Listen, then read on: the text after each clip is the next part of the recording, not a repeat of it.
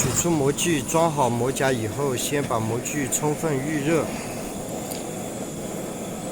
尤其是模具的行腔部分，因为石墨它容易吸水，那部分要烘干烘透。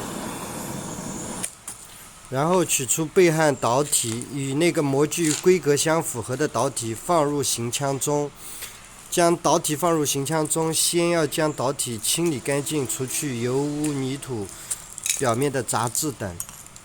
然后先放入垫片，再倒入相同规格的焊粉，然后再将引火粉均匀地撒在上面，然后在引火口多放一点。在放置焊粉的时候需要注意，可以将那个铝箔袋稍微摇晃几下，因为防止这个焊粉它这个分层。然后盖上盖子，再用点火枪点燃。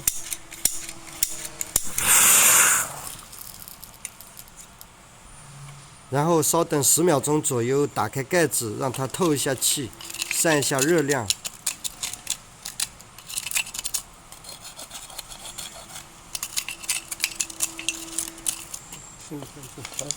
然后再过10多秒，打开模具，焊接完操作完成。